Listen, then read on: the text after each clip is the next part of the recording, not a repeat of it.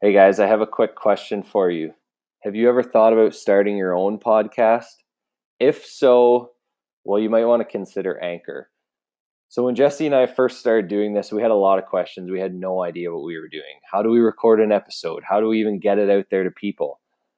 And truth be told, Anchor, which is the app we use to record this, made all of this incredibly simple. We are both what you could call technologically challenged, and we can use this with simplicity. So if you've always wanted to start a podcast, just go to anchor.fm/start. You can make a profile, and honestly, you can start recording probably within 5 minutes. Hit an upload button, and it automatically adds it to all these platforms that you listen to us on. So again, that's anchor.fm/start, and you can get started right away.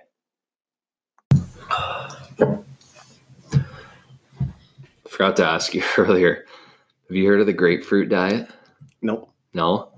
I didn't hear about it until a few weeks ago.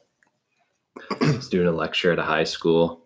A friend there teaches grade 12 intro to kin. He told me about it. Apparently it was just huge, like I think the early 90s. So I first thought that it was where you only eat grapefruits. Yeah. Which I think that's kind of what it turned into. Like it just got abused like all other kind of diets that exist. Mm-hmm. So you only eat grapefruits, and then people would wonder why they hit a plateau. Right. Well, you're only eating grapefruits, probably not getting a whole lot of protein or anything else in for that matter. Yeah. But there's actually some merit to it, I guess, if you follow the real thing. And I think the real thing is just where you eat like half of a grapefruit just with dinner every night, or like 2 meals a day, just because it's one of those bitters and helps with digestion. So that was I guess it's a real thing. Original idea. But like you said, yeah, that just got things always seem to get abused. Yeah. So yeah, just a fun fact. Yeah. Wasn't sure if other people had heard of that grapefruit diet. No.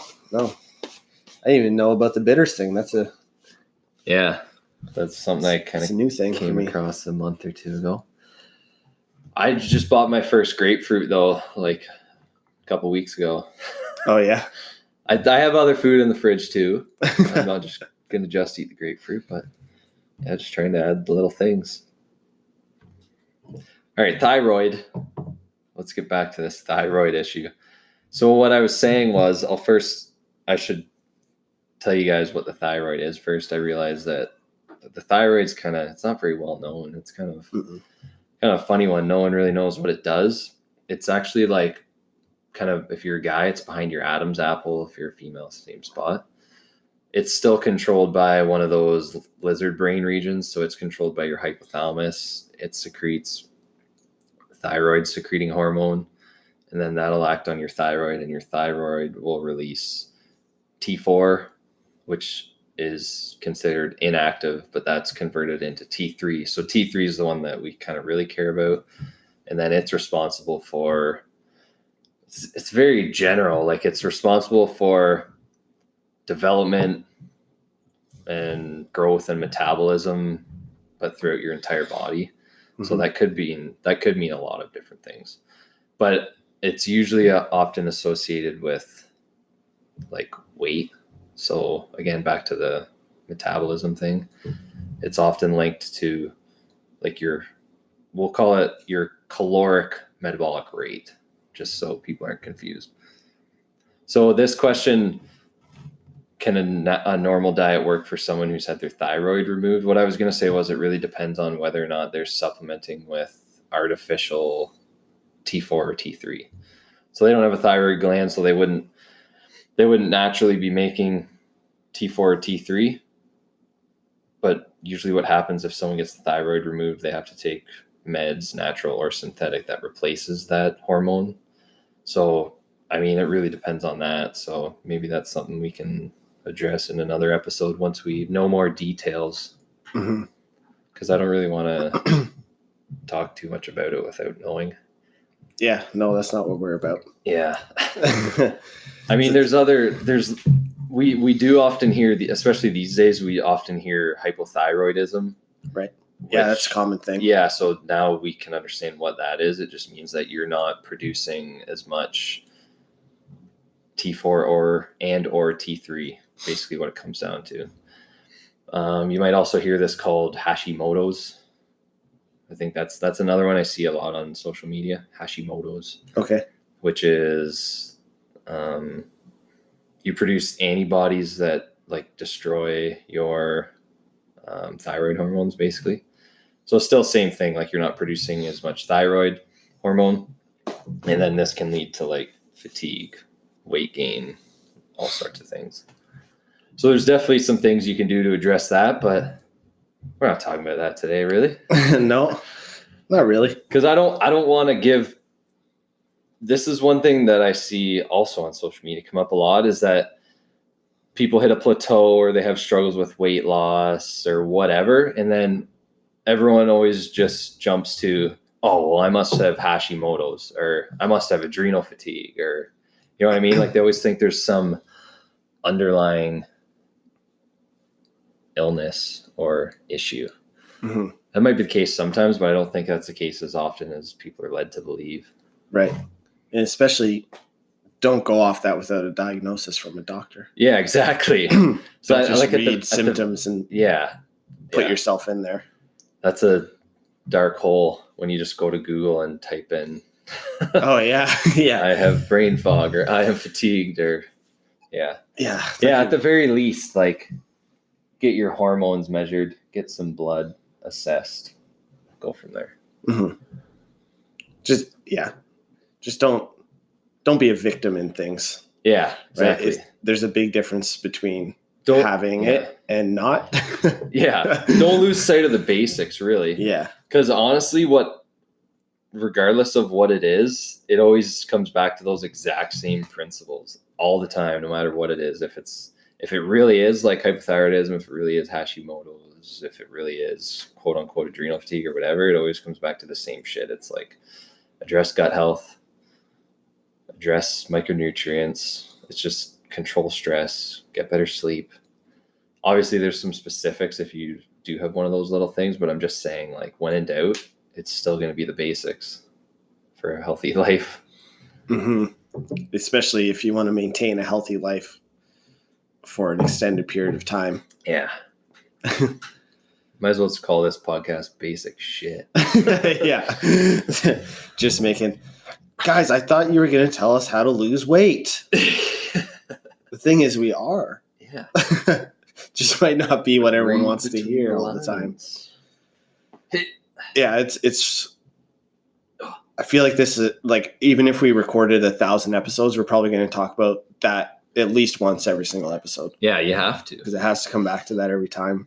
Yeah, and just keep reinforcing. And it is. Truth is, it's a serious problem these days. So what's that?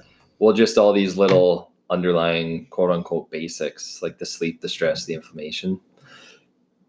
Even though everything's usually falls back on that, it's still a problem that a lot of people have to address. So hopefully we can provide our listeners with some tips and tricks for doing that. Yeah. I want to get into a funny one. Yeah. Oh God. The one that was if everyone eats food, does it make everyone a nutrition expert, or however it was worded? Let me see if I can find it here quickly. Valid question. Talking. Yeah, I think this just comes from, and why not a lot of people, but why maybe, well, there's definitely the potential for someone to listen to this podcast and then not like what we say, and then search on the interwebs and in cyberspace for the message that they want to receive. Mm-hmm. And that is definitely, you could do that in especially with nutrition. Oh yeah, you can find anything. You can find anything you want and then take that as the truth, or if it aligns with your current situation, then you can just adopt that. Yep. So, okay, here it is. So the question is it true that everyone who eats food is a nutrition expert? Hilarious. Hilariously true. Yeah. I don't know that. I mean, coming out the other side, the industry is going to be just fine. But right now, we're in this weird time where everyone can be an expert without any sort of formal education on the subject. Yeah. And for me, it's easy to pick up because, I mean, I've been in this realm my entire life. Like, my mom was doing teaching step classes when I was in the womb still. Like, I was just born in, she was teaching them when I was a kid. My dad had a karate school. Like, I've always been around fitness in some way, shape, or form. So the conversations that you hear over a lifetime, just like, I kind of just become numb. That's why you wear the high socks, because when you were watching the step classes from in the womb, they were probably rocking like those high socks. That's right. Now I have to. That was the style back in the day. Like, exactly. Oh, I like the way that looks. I keep going. So my point with this is that a lot of times people that find success in a nutrition or fitness program will then become a spokesperson for that specific system, but portray their message as if they're an expert in the topics of fitness and health. Yeah. And that is not the case. They found success in a system, and now they're spewing it like the gospel to everyone that will listen. And the thing is that a lot of people will listen because, like you mentioned at the beginning, the marketing intelligence and being able to just get in there and poke and prod and push the buttons and pull the heartstrings to draw people into their message, which is oftentimes to sell something too. Keep that in mind, right? Like, is this person selling a supplement? Yes. Would be a good question to ask first. Yeah. That is a good question. There's stuff like that, right? Another good one is, do they call themselves an expert? I think anyone who calls themselves an expert probably is not an expert. I think in this day and age, there's no such thing as an expert, just because we're so complex and know nothing that you can't say that. Right. And those are easy to pick out because they're going to generalize all the time. Yeah. It'll be a general prescription for the masses, which is never the situation. 0% of the time would a general prescription help everyone. 0%. Yes. Yeah. Or they'll really hustle like one specific, well, I think in this case we can call it a diet. Like they'll really push for one specific way of eating, whether that be like a ketogenic diet or paleo, carnivore diet, whatever. They really push that, and they'll say, I don't give a shit about who you are. This is the best one for you. Yeah. Or they'll even tell their friends, like, you got to try this. It'd be awesome for you. As if it'll work 100% of the time, and it'll work 10 years from now too. Yeah. There will definitely be a lot of things discovered in the next month, year, 5 years, 10 years that will either confirm or deny all of these generalized programs. But our message will always be the basics, because that's something that has been proven to be not harmful in any way. Yeah. Right? Like there's no harm done by being accountable to what you're doing and making sure that you're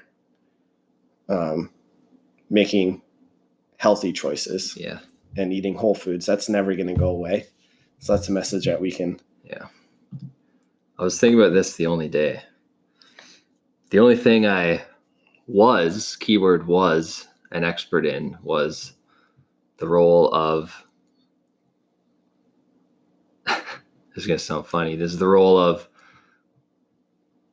a microglia dread model in induction of neuroinflammation in the brain when you inject that mice with lipopolysaccharide and clozapine N oxide, which was my thesis. Like that was what? That was like the only thing, and I'm not even an expert in that anymore because since then, there's probably been a shit ton of new research that I'm not familiar with, which now I'm out of the loop and I don't know, so I can't call myself an expert in that. Mm-hmm. Like, point being is that, I don't know, there's just too much out there and you can't, there might be a couple experts out there on a few different things, but very few, far in between. Mm-hmm. Yeah. I don't think I'll know what I want to know until I'm like 85. Yeah. I mean, there's no way ever going to know enough. No. No way. If you ask somebody a question and they give you, ask, the topic of this podcast, hey, Chet, how do I lose weight? And they give you a prescription without asking you any questions. Run as fast as you can and as far as you can the opposite direction, because they're lying to you 100% of the time. Not the issue, but just water. Just water. The issue that I can run into, or I know you can run into, just in the pursuit of our career and kind of the legacy that we're aiming to leave in the fitness industry, is people eat up bullshit. It's very flashy and it's fun. And our unwillingness to go down that route is going to be a challenge for sure, in terms of just public image and opinion and social media presence and things like that. But I think at the end of the day, we can just kind of be happy knowing that we're giving people the right information and not lying to them. Yeah. My goal is just to provide people with the information so that they can make an educated decision themselves. Right. That's all I want to do. Just give them the tools. Yeah, exactly. We still got some questions left here. What's left? How does age influence the best approach, in quotation marks? I think that's a pretty fair question. Yeah, for sure.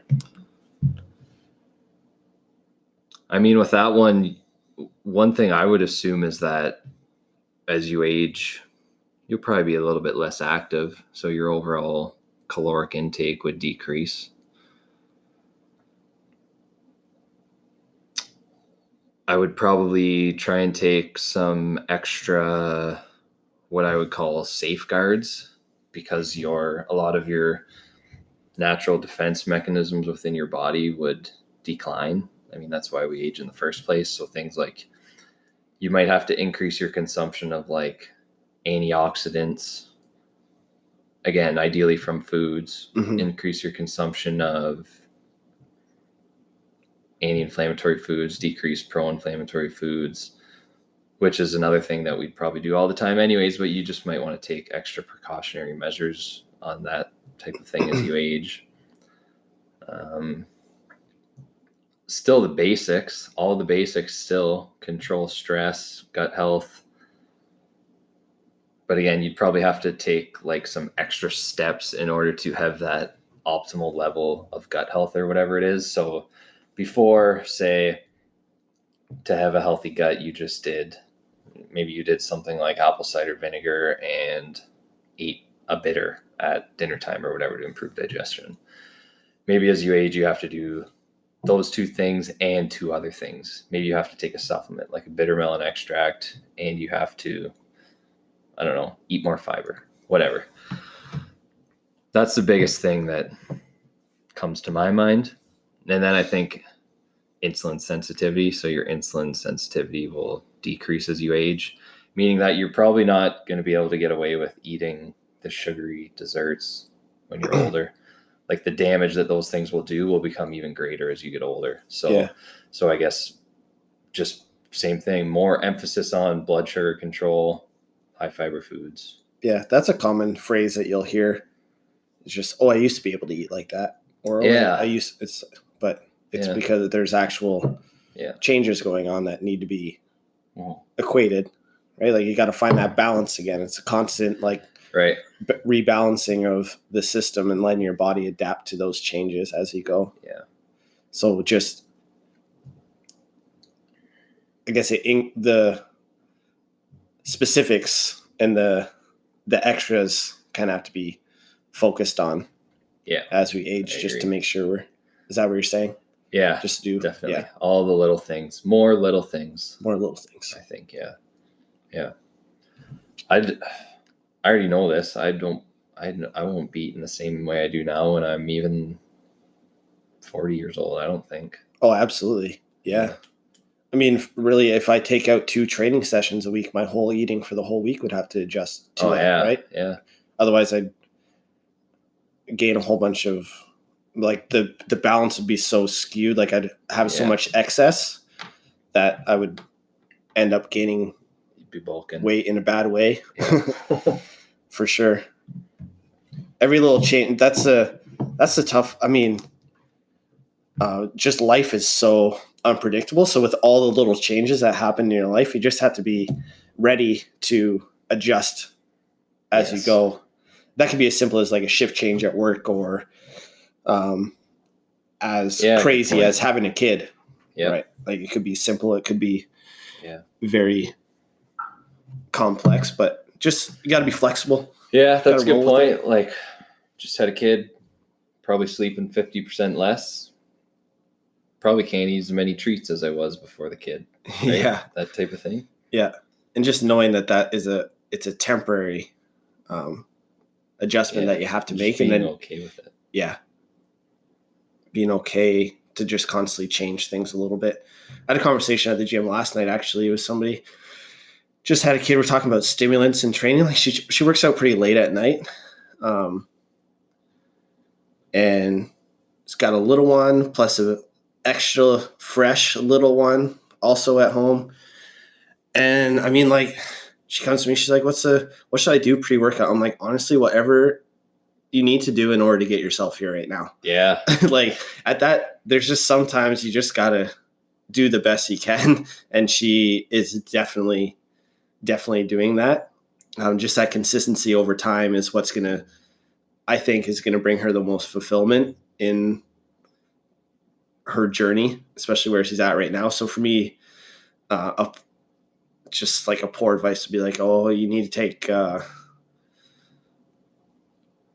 caffeine-free, stimulant-free pre-workout. Yeah. Because you're training so late, it's going to be hard for you to fall asleep. She's looking at me like, man, I have 2 infant sons. I can't sleep anyways. Right? Like, the caffeine isn't really an issue for me right now. It's more like I just need to get my ass to the gym so that I feel accomplished and I feel fulfilled in my training. I'm like, just get here. Do whatever you have to do to get through the door. Yeah. Everything. And then that would not be my advice for her entire life. That's my advice for her right now. And yes, it was a funny conversation. It was good. Yeah, I like that. Be mindful of changes in your life that might affect how your body responds to food, I guess. Yeah, you're not always going to be going in the right direction. There's going to be ups and downs. Just got to roll with it. Yep. We're just knocking these off. Oh, this was an interesting one here. Can you target fat loss? So, like, example, if you're trying to lose, if you think you have flubby arms or whatever, and you want to specifically, you wish that area of your body had less fat mass, is there a way to actually specifically target that one area to just lose fat in that? Oh, that's an awesome question. You know, that comes up so much. A lot, right? Yeah. How do I lose belly fat? Yeah. Or how do I lose? Yeah. The second wave, my mom calls it, when she waves, but the back of her arm continues to wave. I've never heard that one before. Kills me. That's great. So funny. There's a lot of gadgets out on the market based on this too that claim shrink wrap. Just strap it on there and she'll go. Yeah. Just take some food wrap, plastic wrap around your belly, hop on the treadmill. Apparently that shrinks your belly up. Yeah. What's your answer, Chet? No. That's a myth. Yeah. She's just a myth. Yeah. There's different shapes. Can't really give you much more detail on it than that. Just Yeah, I would say that would fall under the fitness myth category. Oh yeah, where it's absolutely. a simple black and white yes or no answer, and the answer is going to be no. Yeah. The reason, I guess, is because your body has a specific number of fat cells, and due to genetics, gender, past life experiences, and whatever, you'll find that your body has an increased number of fat cells in specific areas of your body. Yeah, it's and just you where don't it wants it. Yeah, and you can't decrease the number of fat cells. You can just work on the content of that cell. So, like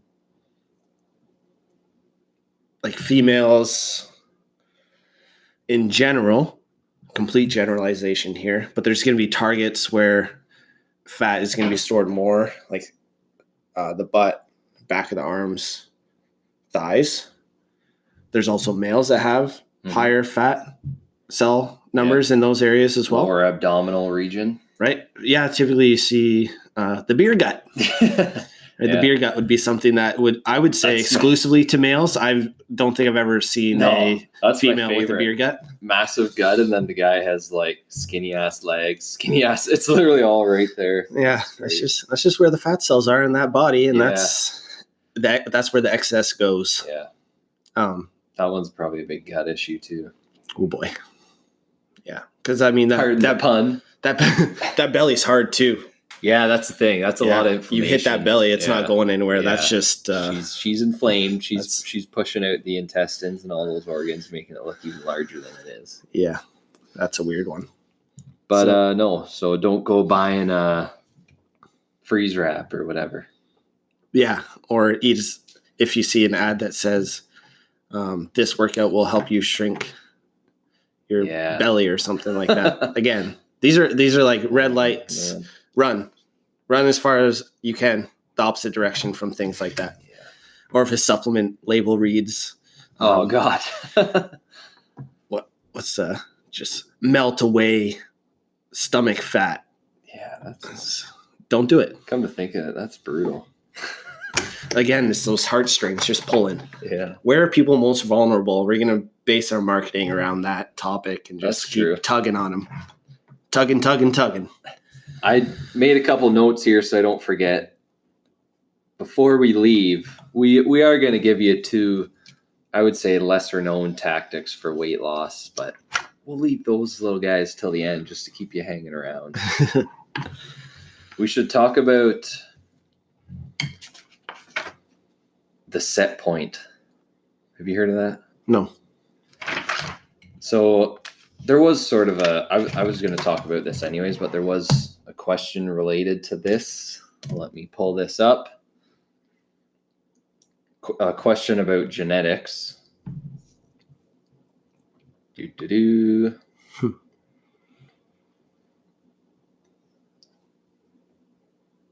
Hopefully it's still there. No, it's gone because your stories only stay up for 24 hours, and apparently only the responses stay there for 24 hours as well. Come on. But that's okay. It was something like, is it true that your body has a genetic set point in weight that it tries to keep you at? So that was a pretty good one. So there's a little bit of merit to that. A little bit of scientific merit to that. But before we get into this, I just want to emphasize epigenetics. Okay. Have you heard of epigenetics before? No. It's just epigenetics are our ability to change our genes. So we influence our genes every single day. So based on your sleep, what you're eating that specific day, how much stress you're under, how much you're exercising, the type of exercise, whether you're exposed to toxins, all of that completely changes your genes. So like millions and millions of times every single day, our genes are changing. So that's the reason you're able to build muscle, is because your genes are changing. So that's epigenetics. Like you have to, you're encoding new genes that are destined to become muscle. So that's why all this stuff we hear about genetics, this is a sticky topic, but when people talk about, just for example, something like diabetes, when people say, like that person was destined to get diabetes because it was in their genes or because their parents had diabetes or whatever, like all of that it's really bullshit, to be honest. Like, yes, there's certainly a host of genes that can make you more likely to develop something like that, just because it changes the way you deal with, it could change the way you deal with anything. It could make you more vulnerable to saturated fats or to sugars or spikes in your blood sugar, or more vulnerable to stress, and on and on and on. But at the end of the day, epigenetics trumps all of that. So you can, no matter what, change your genes just based on your lifestyle. So that's one very important thing to keep in mind with all of this, is that it always comes down to you and your choice. Like, you have the power over your genes at the end of the day. Actually, I haven't heard it with that term, but I've heard it explained with an analogy of like a card game. Like you're dealt that's set a of good cards, one. Yeah. But that's not, yeah, you don't have to keep those, right? Like, it's how you play the cards that you're dealt that determines the outcome of that game. Yeah. There's some wicked research on epigenetics too. That's another super cool field. I've seen, there was a recent study showing that if an obese father lost, so this is before he's even a father, if an obese father just loses some weight, cleans up their diet for, I don't know what the period of time was, say like a couple months before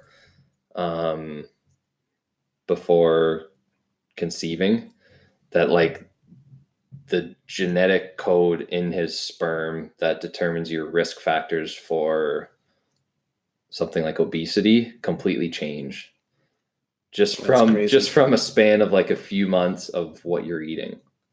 It's crazy. That's wild. Yeah.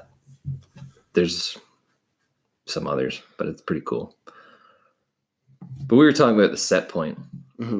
Yeah. So at set point, we do have, all of us have kind of this ideal body weight, but no one's ideal body weight is overweight, right? So that's never an excuse or a rationalization to like being overweight.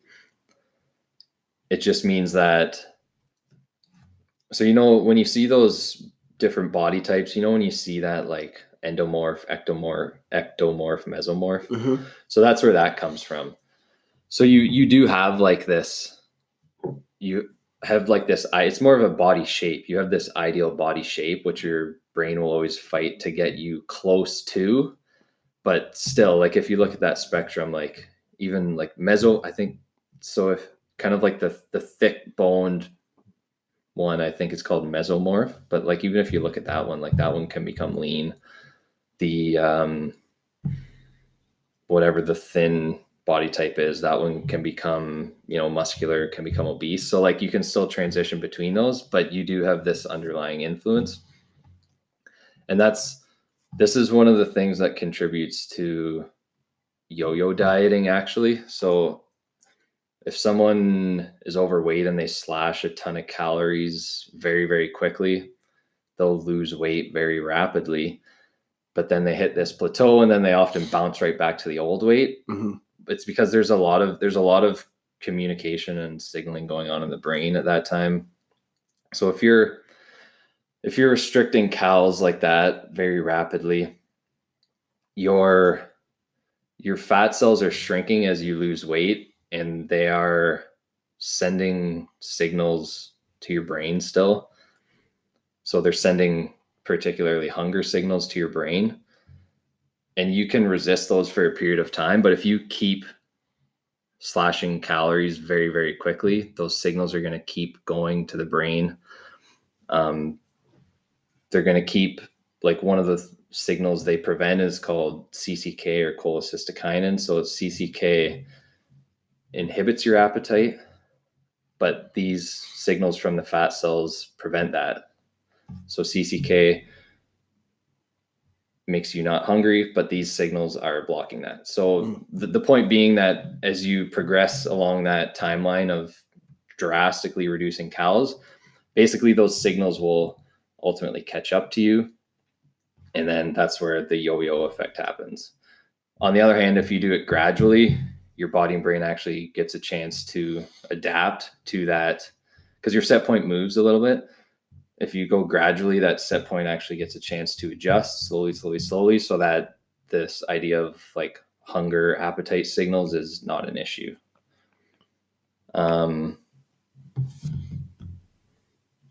Yeah, so that's really, and this is all regulated by, again, this is mostly hypothalamus, lizard brain stuff. Still, always back to the lizard brain.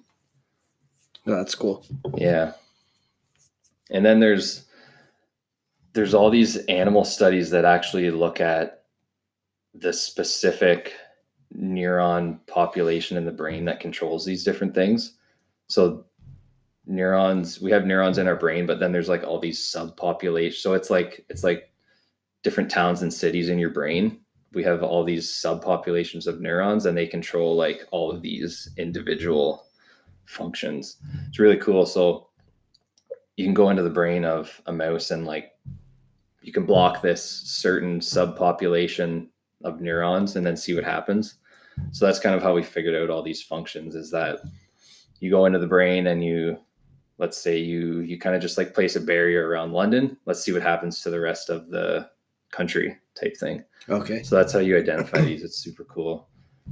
Like this one in particular, like appetite, there's a population called, there's two sets.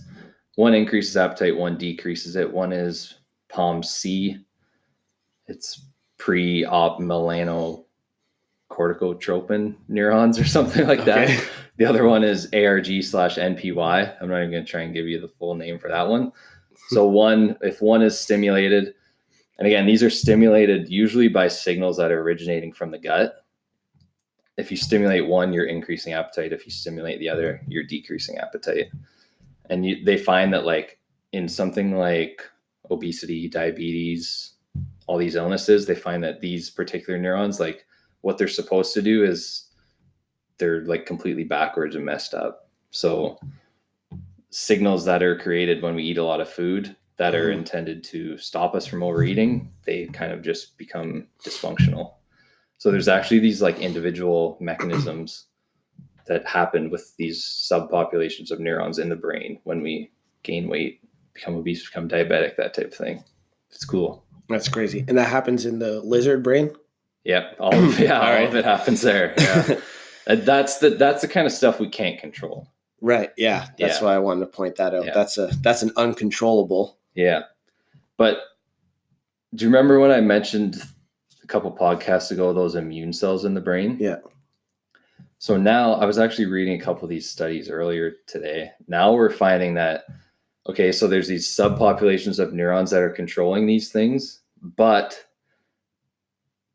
what changes their function, like what makes them become dysfunctional, is actually the immune cells in our brain, which is pretty crazy if you think about it, because like these immune cells respond to mostly inflammation. So it just like, that's what I mean. Like everything always comes back to inflammation. Yeah. That's crazy. Yeah. And just, controlling inflammation in the gut. Yeah. And how that signals. Yeah. That's all these lizard brain responses that we don't have any control over. Yeah. But we do have control over gut health in the first place. In the first place. Yeah. Right. So it's more of a, it's clear you have to take a preventative approach, or if this is where you find yourself, obviously you won't be able to notice these lizard brain things happening. No. You don't feel that happening. Yeah. But the controllable is just to be more conscious of what you're doing. That's crazy. I know. Man. My concern with a lot of that research though is that once they identify that population of neurons, once they identify that underlying cause, it's always, okay, now what kind of drug can we come up with to address this? That's one of the things that contributed to my decision to not continue with research, at least right away. Like that's one of the things that influenced my decision to not go right into a PhD. It's so drug driven, everything. I can't stand it. It's not like there's not research out there showing that healthy lifestyle reverses these things. There is, just for whatever reason, either people aren't interested in it or they don't take it seriously enough, or what it probably is that there's not as much funding in that. Right. There's not as much funding to these labs to look into healthy lifestyle interventions as there is money that goes into these labs that are trying to find drug interventions, which is sad.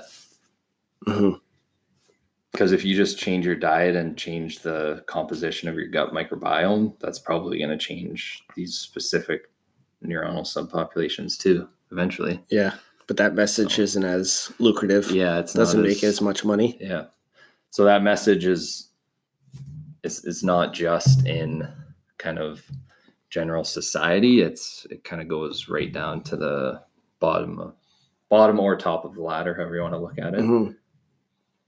I think that's just everyone's just accommodating to it. Like I heard on the radio the other morning that now they've lowered the activity level in adults to 20 minutes of low level activity being enough for physical activity. And like we know that that's not enough, but it's like the reasoning behind it was, well, it's something. I'm like, but that's not the right message to share with people. And that's kind of what you're going off with this drug thing too. It's like, well, the drugs will help. It's like, yes, I'm sure they will. They're going to do a great job developing these drugs because again, they have the resources to develop them. But is that the best way to do it? Yeah. It's not even the most economic way to do it. Right. Nowhere close. Yeah. But it's a constant adjustment to the lowest level that is very frustrating to me. It's like instead of raising the standards and challenging people to better themselves, it's like, oh, we'll just keep coming down. Yeah. We're not maintaining this average quotation marks. We're not maintaining this quotation marks average of whatever this marker is. So we're just going to keep lowering it down. Yeah. We're going to lower it down. We're going to lower it down. We're going to lower it down. Then eventually you're left with no integrity in the system at all, and everything's just going to fall apart. So eventually it'll get to that point. Unless people are going to start taking care of themselves instead. Yeah. Instead of relying on the system. I mean, we started this whole episode off talking about the stats on the numbers and the costs. Yeah. It's pretty crazy. I'd be interested to see some of those numbers in other parts of the world because it's not everywhere. Like I feel like there's definitely some parts in Europe where they got some shit figured out and they're doing things right. Yeah. Norway comes to mind. Iceland comes to mind. It's a culture. Yeah. Different culture altogether. Where there it's not shunned upon to be fit and eat healthy. Right. I don't know if it's shunned upon to do what we would call habit over here, but at least they don't kind of discriminate people for like being active and healthy, and they seem to be ahead of the curve. I think I watched a documentary on Iceland, like the strongmen thing. They just have a bunch of stones in Iceland apparently that the strongmen go around and try and pick up. And it's like the badge of honor. The culture is built on like strength and like they live hard. Like it's a lot harder. Yeah, get any friggin' sun. Right? I think that has maybe that has something to do with it. They're tougher. I think they're just tougher people. I think so too. It's easy to be soft in North America because we have so many privileges, like you mentioned, and it's easy to take advantage of those things. Yeah. Do we have any more questions? Yeah, we got a couple. Just looking around here.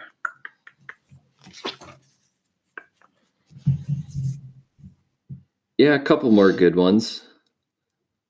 Can you add muscle while burning fat? That's a blatant yes. Yeah. Your muscle's going to burn your fat. Exactly. Double whammo. Yeah, double whammy. And best way for females to lose weight? You want to take that one? If you want me to. A lot of the same ways as males. Right. Yeah. I'm not going to say that there's not some specific interventions that females can benefit from that males wouldn't benefit from, but it's still going to come down to the basics. The foundation is still going to be the exact same. Mm-hmm. What we talked about earlier, the nutrient-dense whole foods, controlling blood sugar, adequate fiber, gut health, controlling stress, inflammation, all those things are still going to be the same. Yeah. We could do a female-specific episode, though, in the future, I think. Yeah. It's come up a couple times now. It's come up in the like strength training. Because there's certainly, you're naive if you say that there's things that, you're naive if you say that there's not things that females need to think about that males don't think about. Does that make sense? Yeah. I mean, I'm saying the cycle itself. Exactly. Yeah. Yeah. Like that has, yeah, we can.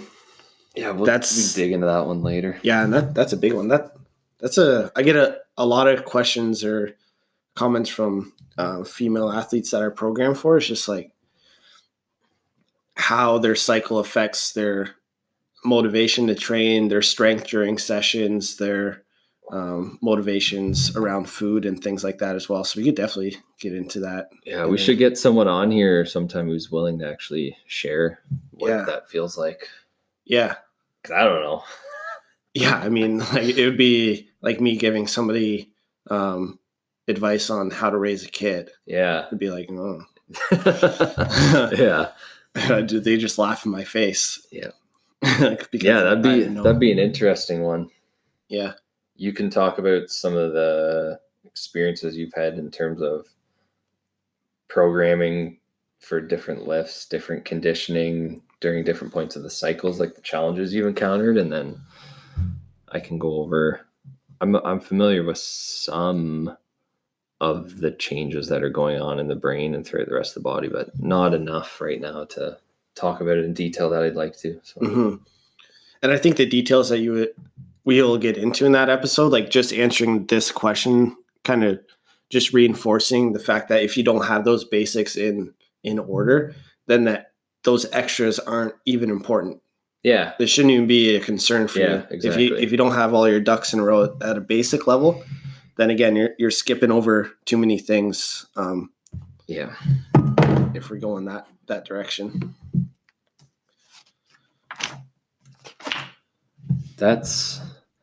Someone asked a more personal question. Mm-hmm. Do you and Keelan eat together for dinner? Do you? Usually, actually. Yeah. Haven't always, though. That's kind of just something that we started in. It's weird. It's like since she started teaching, which is kind of the opposite of what I would think anyways. Because particularly she's way more busy teaching now than she was before that. And she gets home later in the day than she did before. But I don't know, we've just come up with a system and it seems to work really well. You know what was a game changer was Saturday or Sunday was planning out what you're going to eat and cook for dinner for every day beforehand. There's a life hack for someone to try. That's really worked really well for us. You can tell we're getting to a point when we need to shut it down. Saying the same word twice. But no, that's worked really well for us. I know the infamous Teasmas have a good system for that. Do they? That includes Google Docs calendar and all that jazz if you want to take it. Yeah.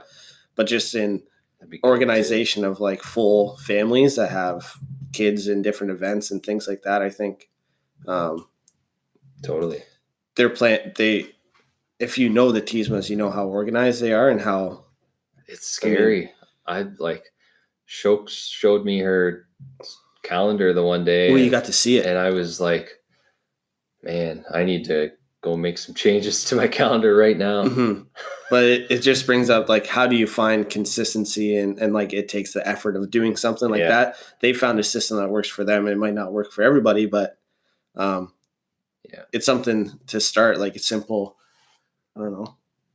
We got it right up there. There you see it. Yeah, there's a board right in the kitchen. Yeah. What's for dinner on each day? That's a pretty simple system. Then it's pretty easy. Whoever's home first or whatever can throw her on, get it ready to go. Yeah. Because when you start there, then it works back to your grocery shopping. You're buying the right stuff. You're staying away from the outside or the inside aisles, I guess. Usually makes lunch the next day a hell of a lot easier too. Leftovers just go right into a container. 80, yeah. Done. Yeah. So what's been your go-to for kind of meal prep and meals lately? I have just recently gotten back into that. I was terrible for a long time. Yeah. Real bad. Not organized, just had no system.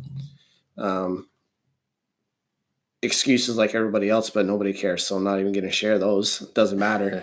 But more recently, what it does, I think this question, like having your partner, the person that you live with or the person that you spend the most time with on a similar mindset or approach as you makes a big difference. So definitely Kayla was and is prepping for another weightlifting competition. So she's been, she's found that tracking macros really help her stay on track and stay consistent across days, weeks, months, in order to stay. I mean, weightlifting, there's a weight requirement. So you have to stay within a specific weight. So tracking her weight every morning and her food is part of her routine, because that's what she needs to do in order to even be able to compete. Because if she doesn't make weight, then she doesn't get to compete in that weight class, and it throws off her entire plan for a competitive season. So having her be that, I'm definitely not where she's at in terms of I'm not using MyFitnessPal to track my macronutrients, but being with somebody. And I know that she has goals that she's trying to achieve. So if I don't have stuff in the house and she's like, that's not fair, obviously.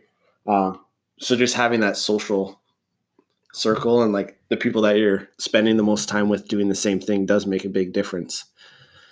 Me right now, I'm a classic cookie sheet baker. Load up a baking sheet with chicken, load up a baking sheet with veggies, and put the rice cooker on. I'm pretty simple when it comes to that stuff. And for me right now, it's my off season, so I'm just eating as much as I possibly can and not tracking anything. Nice. Yeah. Yeah, I think I'm pretty similar to that too. Don't track very often. I just don't do well with it. I have enough things going through my head on a daily basis as it is that if I were to track that, I'd drive myself crazy, I think. Mm-hmm. So it is a way, but it's not the only way. Yeah, for sure. Absolutely. I think when it becomes, if there's, like again, with weightlifting, there's a specific weight that you have to stay at. That consistency and that almost obsessiveness over it is fine for that time being while you're in competition season, but you can't do that all the time. You got to give yourself a mental break from that. And just gaining the experience tracking could potentially, if you have the presence of mind to continue those habits on, you start to recognize how much food you need to eat in a day. Yeah. But it doesn't necessarily have to be written down all the time. That can be pretty stressful. Yeah, absolutely. I think that's all the questions. We got them all. Cool. I had two little life hacks here that people can try. Let's do it. So one of them, talk about this one a lot, time restricted feeding, just shrinking that window of time that you consume food in. Does a lot of cool things. And then being cold, actually. If you just turn your thermostat down like 1 or 2 degrees, you'll burn more body fat. Really? Yeah. Cool. There you go. First one people maybe already knew about, probably already knew about, but I guess the second one not as common, yeah. Because your body's just trying, it has to generate a bit more heat. And so to do that, it's going to burn a little bit extra energy. Again, just forcing your body to adapt to things. Yeah, exactly. Just constantly. And being uncomfortable. Yeah. Like cold showers, same thing. Yeah, that's my go-to. Cold tubs. Cold showers. I don't have a tub at my house. I do. I just don't like having a bath. Yeah, cold showers. Those are great, I tell you. Those are game changer. Mm-hmm. Every morning, it's like, I don't want to turn this cold, but if I don't turn it cold, then I'm a bitch for the rest of the day. Yeah. Just you got to be uncomfortable in order to force your body to adapt and change. I think just like closing remarks, because we're running out of time in our second hour now. Yep. Just going back to the importance of weight loss maintenance or creating some sort of balance over just focusing on a weight loss goal. I think where people can go the wrong direction is they find success in a specific way of eating or a specific lifestyle or routine or habits that they've created based on all the things that we've talked about today and stuff that we didn't even get to. They find success in that, whatever it is, and then they go back to their old patterns and expect the results that they were experiencing with the changes that they made to just stay for some reason. It's like, oh, well, let's be more specific. I've lost 15 pounds eating whole foods and tracking my macronutrients to keep track of my calories. Now I'm going to go back to eating a, in quotations, North American style diet, not track any of my food and not control my calorie consumption. And I'm going to train what I used to train, which is only 2 times a week over 5 times a week. And then all of this weight loss that I've achieved is just going to magically stay because this is me now. It's like, no, your body's adapted to the changes that you made. And then when you make the changes by going back, your body is now going to adapt and find balance in that environment, which if it's in excess, it's going to grow. Yes. Because it's just too damn smart. Yeah, that body.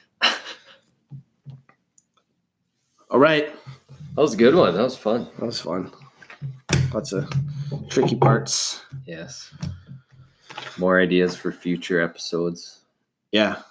More ideas for guests too. I think we can get one with the female weight loss focused episode. That'd be a good one. There's also been some chatter about like postpartum. Oh yeah, that's what I was gonna say. Nutrition or exercise. So I have a couple of good ideas for guests that we can have on for that too. So keep your eyes and ears open for those episodes that are going to be in the future eventually. Mm-hmm. And in the meantime, just keep the questions coming on Instagram when we ask for them, because that's what drives the don't just ignore it. Yeah, come on. We know you see it. Yeah. Now you're sitting there listening to this one, regretting not asking your question. Yeah, that's true. We can't answer your question if you don't ask. Yeah, I don't know what you're thinking. That's right. All right. That's it. Until next time.